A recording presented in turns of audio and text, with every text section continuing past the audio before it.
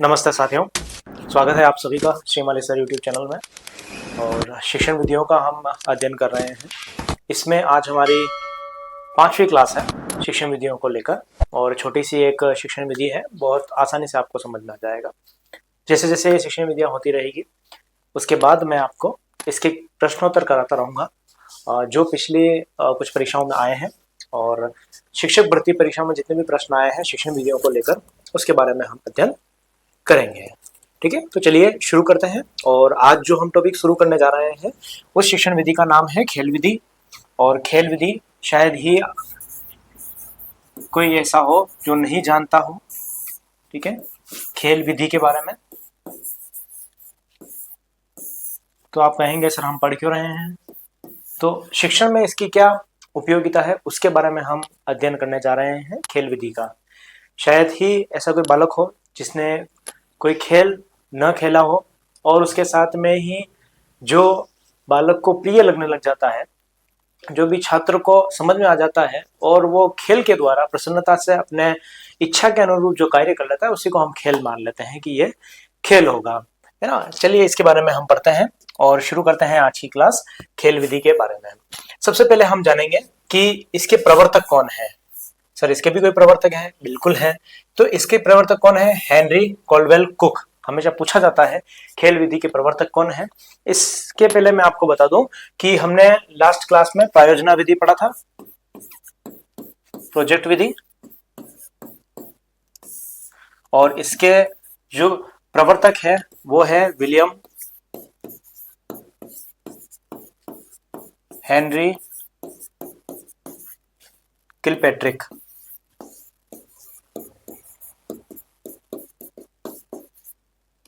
ठीक, ये मैं बताना लास्ट क्लास में भूल गया था। तो ये खेल विधि के प्रवर्तक हैं। और आज की जो खेल विधि है उसके प्रवर्तक कौन है? तो हेनरी, दोनों हेनरी शब्द याद रखना है, कॉल्डवेल कुक।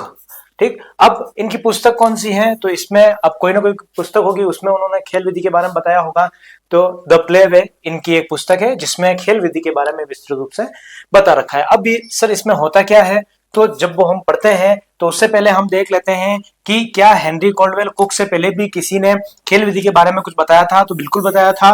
जो प्लेटो भाई साहब थे उन्होंने बताया था कि जो खेल विधि होती है वो बच्चों खेलने के साथ साथ जो अध्ययन अध्यापन करते हैं, जो शिक्षण करते हैं, उनको खेल विधि कहा जाता है। उन्होंने अपनी पुस्तक में बताया था। यह विधि अंग्रेजी शिक्षण विधि से हिंदी में प्रयुक्त की जाने लगी। बिल्कुल सही है, क्योंकि शिक्षण का जो कार्य हुआ था वो पहले अंग्रेजी भाषाओं में ही हुआ था या अंग्रेजी क्षेत्र में ही हुआ था, या हम कहें जहां अंग्रेजी बोली जाती है उस क्षेत्र में पहले हुआ था। हम नाम से भी पता कर सकते हैं कि जहां अंग्रेज जो अधिकतर है उन्होंने ही इनका प्रतिपादन किया है। तो बेसिक से हमें पता चल जाना चाहिए कि भाई इनकी जो लोकल लैंग्वेज थी वो इंग्लिश ही थी और इंग्लिश में ही सबसे पहले इसका प्रयोग होने लगा था। तो उसके बाद में हमने इसको जो है अपनाया। और कब अपनाया? तो 1917 में खेल विधि को हमने अपनाया था। ये आप बात ध्यान रखें। जिस कार्य में बच्चे रुचि लेने लगे वही कार्य न रहकर खेल बन जाता है। ये मैंने आपको शुरुआत में ही बताया था कि बच्चों को ऐसा लगता है कि यार ये कार्य मेरे इंटरेस्ट के अनुरूप है, इसको मैं बहुत मजे से कर सकता हूँ। जैसे मेरे को पढ़ाना अच्छा लगता है, आपको बहुत अच्छी अच्छी बुक्स पढ़ना अच्छा लगता है, तो अपना अपना इंटरेस्ट होता है। तो वो कार्य क्या हो जाता है, एक खेल की तरह हो जाता है कि जो खेल विधि है वो इस तरीके से कार्य करती है। मनोविज्ञान में बच्चे की स्वाभाविक प्रवृत्ति खेल से जुड़ी होती है। जो बच्चा होता है, बच्चे की इच्छा होती है कि वो खेले। आप जैसे ही बाल्यावस्था में किसी बालक को देखेंगे तो उस बालक के आप देखते हैं कि जो हमेशा खेलने लग जाता है, किसी भी छोटी छोटी चीजों से लेके वो खेलने लग जाता है। तो उसकी प्रवृत्ति होती है वैसी, तो वो खेलों के माध्यम से जो है पढ़ना चाहता है और साथ में ही वो सीखना चाहता है खेलों के माध्यम से। अब ये विधि किसके लिए उपयुक्त है? तो हमने अभी बात की थी बाल्यावस्था के लिए। तो अब ये देखिए 4 से 14 वर्ष के जो बच्चे होते हैं वो क्या करते हैं, इसमें उपयोग कर सकते हैं या खेल विधि के लिए उनके लिए उपयुक्त है। अब 14 वर्ष के कैसे? तो मान लीजिए जो 6 क्लास में है वो जो 6 वर्ष का आयु का है वो यहाँ पे आता है और पहली क्लास में आता है। और 14 वर्ष का कितना हो गया, तो आप इसमें प्लस करेंगे तो 9th क्लास तक के जो बच्चे होते हैं वो बिल्कुल खेलों के माध्यम से सीख सकते हैं। और हम जानते हैं और हमने भी अपने विद्यालयी शिक्षा के अंतर्गत इस प्रकार से खेल खेले हैं।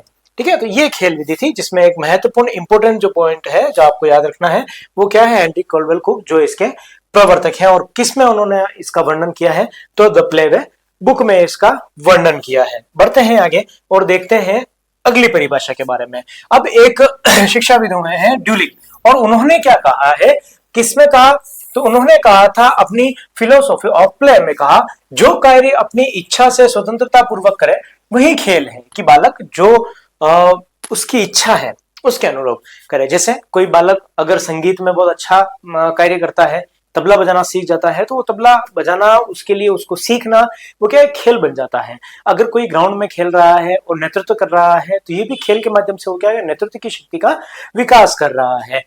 तो इस प्रकार से क्या होता है, जो खेल होता है, खेल खेल के माध्यम हम देखते हैं कि क्रिकेट खेलते हैं बहुत सारे बच्चे हैं। आप ऑब्जर्वेशन करना कि कुछ ऐसे बच्चे होते हैं जो क्रिकेट में बिल्कुल एक्यूरेट रखते हैं कि इतने रन हुए हैं, इतने आउट हुए हैं, इतनी बॉल हुई है, तो उसकी गणितीय बुद्धि जो होती है उसका विकास बहुत ज्यादा होता है। तो इस तरीके से जो कार्य अपनी इच्छा से स्वतंत्रता पूर्वक करे वही खेल है, किसी जोर जबरदस्ती नहीं। ये किसने कहा है, तो ड्यूलिक ने कहा थी। अब प्रोजेक्ट विधि जो होती है, हमने लास्ट टाइम जो पढ़ी वो डोल्टन, मॉन्टेसरी और किंडरगार्टन, इसको हम विस्तृत रूप से पढ़ेंगे। वैसे सारी ही विस्तृत रूप से पढ़ेंगे, किंडरगार्टन को बहुत अच्छे से पढ़ेंगे। मैं खेल विधि के दर्शन होते हैं, अर्थात ये उपयुक्त विद्या खेल विधियों पर आधारित है। अभी मैंने बताया था कि ये जो किंडरगार्टन विधि है, इसमें जो फ्रोबेल है, फ्रोबेल ने एक शिक्षक को क्या कहा है, माली कहा है ना, श्री माली नहीं कहा है, माली कहा है। और किसका माली कहा है सर, तो बालोध्यान का माली कहा है, बालोध्यान का कुशल माली है।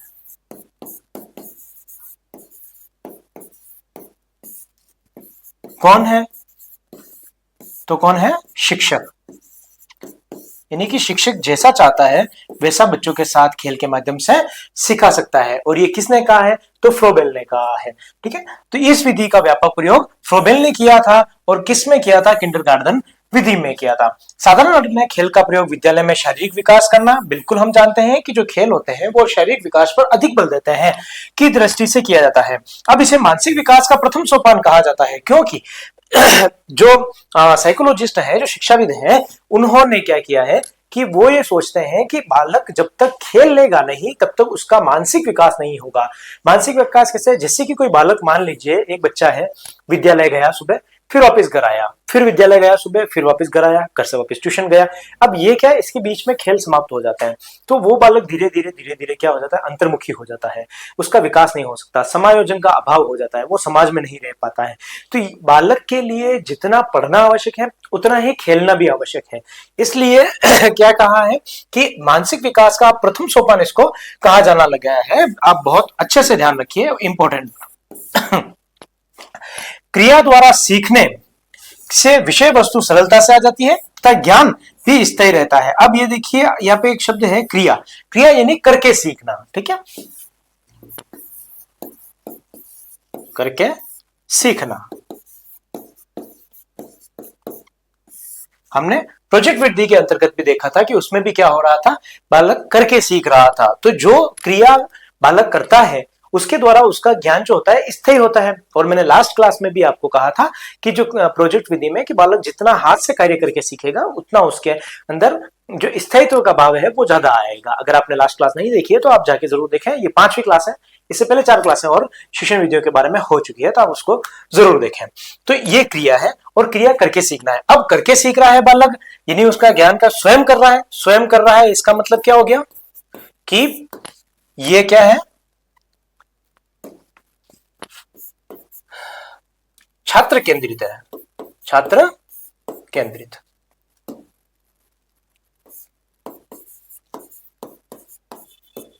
अरे सर, अगर छात्र केंद्रित है तो ये मनोविज्ञान भी होगी, बिल्कुल। तो ये विधि कौन सी है, ये विधि मनोवैज्ञानिक विधि है।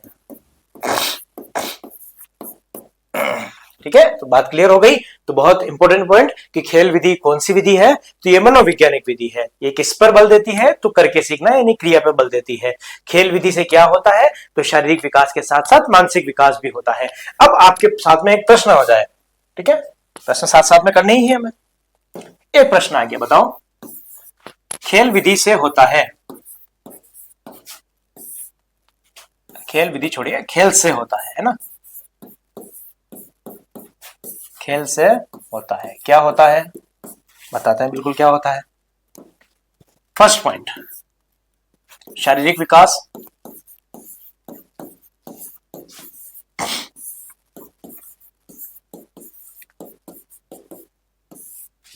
सेकंड पॉइंट, मानसिक विकास,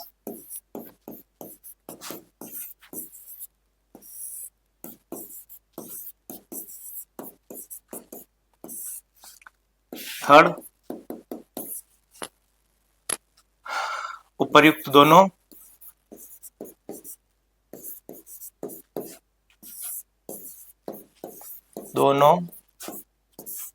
नहीं, सही नहीं है, सही नहीं। फोर्थ, गामक विकास,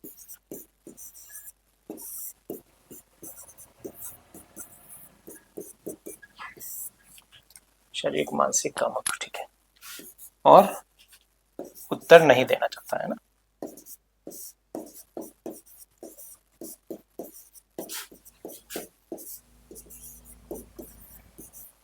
पांच ऑप्शन आने लग गए आजकल, तो पांच ऑप्शन के माध्यम से हम देखते हैं कि इसका आंसर क्या होगा। प्रश्न है खेल से होता है, क्या होता है सर? शारीरिक विकास होता है, बिल्कुल होता है, सही है ये, ठीक है। मानसिक विकास होता है, अरे सर ये भी सही है, लेकिन ऑप्शन में क्या है? उपयुक्त दोनों सही नहीं है। अब यहाँ पे क्या है? दोनों सही नहीं है, नहीं ये तो बात गलत हो गई, ये तो दोनों है इसमें। इसका मतलब गामक विकास, गामक का क्या अर्थ होता है सर? तो गामक का बेटा अर्थ होता है ऐसी क्रिया जिसमें शारीरिक विकास प्लस मानसिक विकास दोनों हो।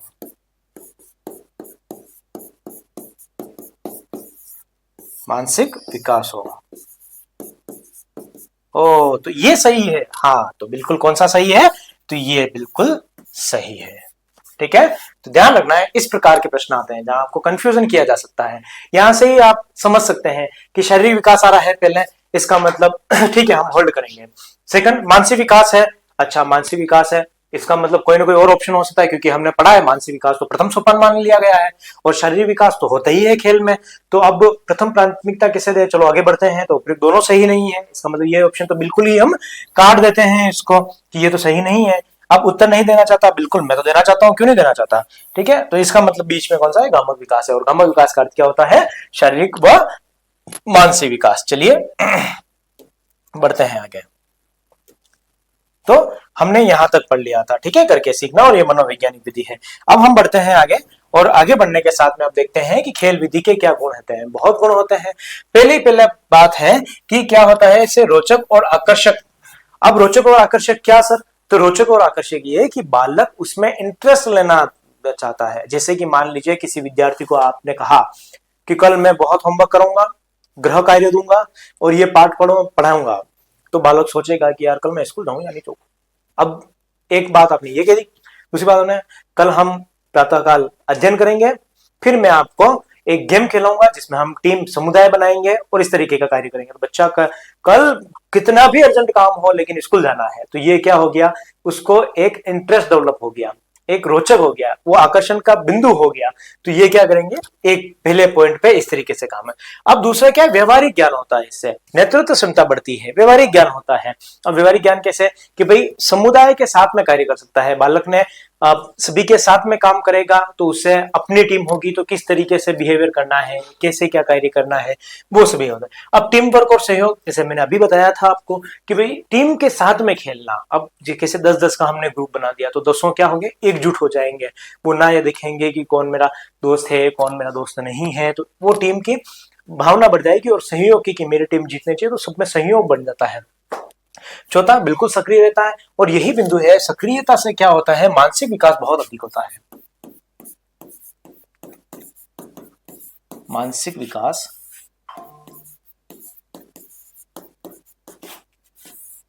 अधिक होता है।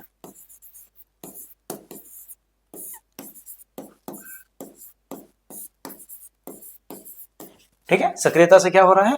मानसिक विकास उसका ज्यादा होता है। अब आप ऐसे नहीं है कि भाई मेरा तो चल ठीक है टीम वर्क बन रहा है, ये भी बात हो रही है, व्यवहारिकता का ज्ञान भी हो रहा है, टीम भी बन रही है, तो हम क्या करें? पबजी खेलने लग जाए, ऐसा काम नहीं करना है। उससे मानसिक विकास नहीं होता है, उससे जो मस्तिष्क होता है वो ब्लॉक हो जाता है। क्यों? एक तो 4G की वेव्स आती है, 5G की व्यवस्था आती है। दूसरा, हम लगातार एक ही स्क्रीन पे देख रहे हैं तो हमारा मानसिक विकास नहीं होता है मोबाइल में गेम खेलने से। अगर हम फील्ड में कोई गेम खेल रहे हैं तो उससे मानसिक विकास होता है, क्योंकि हमारा शरीर भी साथ साथ में काम कर रहा है और मस्तिष्क भी काम कर रहा है। अगर सभी ज्ञानेंद्रियां एक साथ काम करेगी तो मानसिक विकास अधिक होता है। अब रचनात्मक और नवाचार की किस तरीके से हमें टीम को जिताना है, किस तरीके से हमें आपस में सहयोग करना है, ये सारा क्या है, रचनात्मक कार्य है। दूसरा, नवाचार आ जाते हैं उसमें कि हम इस तरीके से गेम को जीत सकते हैं। तो ये सभी क्या है, नए नए उसके दिमाग में चीजें आती है। मनोवैज्ञानिक विकास होता है, बिल्कुल जितना बालक फील्ड में रहेगा, जितना बालक आपस में मेलजुल कर रहेगा, उसमें समायोजन का विकास होगा, और समायोजन का विकास होगा तो एक समाज में किस तरीके से एडजस्ट होना है उसका विकास हो सकता है। तो यही मनोवैज्ञानिक विकास है। स्मरण शक्ति में वृद्धि मैंने अभी बताया था आपको, तो ये पॉइंट किस पे, मानसिक विकास का अगर अधिक होता है तो उसकी स्मरण शक्ति की क्या होती है, याद रखने की क्षमता भी बहुत अधिक होती है। इसीलिए क्या है कि जो विद्यालय होते हैं उनको फोर्स कराया जाता है कि उन जो बालक होते हैं उनको अधिक से अधिक खेल में सहयोग करना चाहिए और खेल के माध्यम से उनको पढ़ाना चाहिए, है ना। लेकिन अब ये प्रथा धीरे धीरे डूबती जा रही है, बच्चा बेचारा एक ट्रैप में फंस रहा है। इस तरीके का कार्य नहीं होना चाहिए। हम सरकारी स्कूल में देखते हैं, देखो सिलेबस उनका भी होता है, सारा बढ़िया होता है, बच्चे पढ़ते भी हैं, ऐसी बात नहीं है। कुछ एक हम बात समझ सकते हैं सरकारी स्कूलों के, लेकिन जो अभी नई नई भर्तियों के साथ में तैयार होके जाते हैं, एक वो बात अलग है कि सरकार जो है शिक्षकों को एकदम बेकार समझने लग जाती है धीरे धीरे, इनके पास कोई काम नहीं है। लेकिन शिक्षक जो होते हैं, जो अभी नए शिक्षक जो जा रहे हैं और पुराने शिक्षक में बहुत अधिक लोग ऐसे हैं जो बेहतर स्कूल को बनाने का कार्य करते हैं और कर भी रहे हैं। ऐसे मेरी नजर में बहुत सारे स्कूल हैं जिसमें लगातार विकास होते हैं और बच्चों का रिजल्ट भी बहुत अच्छा आता है। तो ये क्या है, स्मरण शक्ति का भी विकास होता है। तो ये रहे इसके गुण। लेकिन हाँ, गुणों के साथ में कुछ कुछ दोष भी होते हैं, और दोष क्या क्या है, तो दोष हम समय के साथ में खत्म कर सकते हैं, लेकिन गुण इसके अधिक है। मनोवैज्ञानिक विधि है, ये आप विशेष तौर से ध्यान रखें। खेल विधि के दोष क्या है कि इसमें समय की अधिक आवश्यकता होती है, बिल्कुल होती है। कैसे, जैसे आपने कोई गेम शुरू कर दिया, मान लीजिए कोई कबड्डी का खेल ही शुरू कर दिया या खो खो का भी कर दिया, तो अब आपको क्या है कि दोनों पक्ष की तरफ से एक टीम ए टीम बी, तो इन दोनों का जब तक गेम कराएंगे तब तक कितने 2-3 पीरियड हो सकते हैं, तो इसमें समय अधिक लगता है, पहला बिंदु ये। दूसरा, अनुशासन की कमी हो जाती है। क्यों? क्योंकि बालक स्वतंत्र हो जाते हैं, और स्वतंत्र होने के साथ साथ में बालक ये सोचने लग जाते हैं कि है जो हम ही हैं, हम पे कंट्रोल करने वाला कोई नहीं। तो उससे क्या होता है, अनुशासनहीनता होने लग जाती है। तीसरा बिंदु है कि संसाधनों की कमी। एक ये बहुत महत्वपूर्ण बिंदु है कि जो संसाधन है खेल के प्रति, वो सभी उपयुक्त मात्रा में उपलब्ध नहीं हो पाते, जिससे जो खेल होते हैं वो पूरे नहीं हो पाते हैं। और सभी खेलों में बालक को जो जाना चाहता है उसमें हम भेज नहीं सकते। तो ये एक दोष भी है और साथ साथ में एक अवरोधक भी है, हम ये भी समझ सकते हैं। सभी विषयों के लिए उपयुक्त नहीं है कि खेल जो होते हैं एक शारीरिक शिक्षा के लिए उपयोग, शारीरिक शिक्षा का जो होता है सब्जेक्ट, उसके लिए तो उपयोगी हो सकता है, लेकिन दूसरे सब्जेक्ट, अब मान लीजिए खेल खेल में आप ठीक है सहयोग की भावना भी बढ़ती है, इंग्लिश सब्जेक्ट कैसे पढ़ाएंगे, ठीक है। तो अब इंग्लिश में तो क्या कहेगा ही नहीं कुछ वो, तो इससे क्या होता है कि दूसरे सब्जेक्ट जो होते हैं, अगर मान लीजिए उनका पीरियड भी है तो वो भी एक मिस हो जाता है और दूसरे सब्जेक्ट में नुकसान भी हो जाता है। तो ये एक कमी है। शिक्षक की दक्षता, अब कोई शिक्षक कितना दक्ष है, मान लीजिए एक नवीन शिक्षक है जो सिर्फ पढ़ने पर ध्यान देता है, और जिस तरीके से RSMSSB और RPSC एग्जाम कराती है, तो उस हिसाब से तो लगता है कि अब शिक्षक सिर्फ किताबी ज्ञान के तहत रह गया है। और ये है भी, सच भी है, कंपटीशन इतना ज्यादा है कि लगातार अध्ययन अध्यापन में जो एक अभ्यर्थी होता है वो लगातार अपनी कोशिश जारी रखता है, जिससे वो दूसरी सांसारिक जो चीजें हैं वो लगभग भूल जाता है। इसीलिए एक अलग शिक्षक PTI का जो होती है उसकी नियुक्ति की जाती है। तो अगर मान लीजिए कोई शिक्षक है जिसको कोई खेल खिलाना है, तो आवश्यक नहीं कि वो शिक्षक उस खेल को खिला सके, है ना। तो ये जो दक्षता होती है शिक्षक की, वो निर्भर करती है कि कोई शिक्षक कितना दक्ष है उस कार्य में, उस खेल में। तो ये भी एक बहुत महत्वपूर्ण विषय वस्तु है। मूल्यांकन की कठिनाई, बिल्कुल मूल्यांकन की कठिनाई। मान लीजिए एक बच्चा बिल्कुल इंटेलिजेंट क्लास में है, लेकिन वो क्या है कि बाहर जा रहा है और वो धमाधम खेल रहा है, अनुशासन की हीनता चल रही है, तो अब उसमें मूल्यांकन हम डिसाइड नहीं कर पाते हैं कि यार ये बच्चा यार क्लास में तो कितना भोला दिखता है, बाहर देख कितना चंटा है। तो ये अनुशासन की कमी के साथ साथ में मूल्यांकन भी उसका सही नहीं होता है कि ये बालक ऐसा है, ये जो कक्षा में बैठा है वैसा है, ये डिसाइड नहीं हो पाता है। तो इसमें मूल्यांकन की कमी हो जाती है। और अत्यधिक ऊर्जा की खपत होती है। बिल्कुल बालों को देखे होंगे, ऐसे करते रहते हैं जैसे वो खेल के आ जाते हैं, तो ये अत्यधिक ऊर्जा की क्या होती है, उनमें खर्च हो जाती है। अब बच्चे जैसे खेल खेला के आते हैं और उनके बाद में क्या होता है कि उनके पढ़ने की इच्छा नहीं होती है कि सर आज थक गए, अब नहीं पढ़ना, इस तरीके का कार्य होने लग जाता है। तो ये अत्यधिक ऊर्जा की खपत होती है, तो उससे जो आगे वाली जो पढ़ाई है वो प्रभावित होने लग जाती है। तो ये थे खेल विधि के कुछ दोष। तो ये था आज का सेशन, जिसमें हमने खेल विधि के बारे में बहुत विस्तृत से अध्ययन किया और बहुत छोटी सी क्लास थी ये। तो इसी तरीके से छोटे छोटे वीडियो के माध्यम से ही हम सभी जो शिक्षण विधियां हैं उसको हम पूरा करते जाएंगे।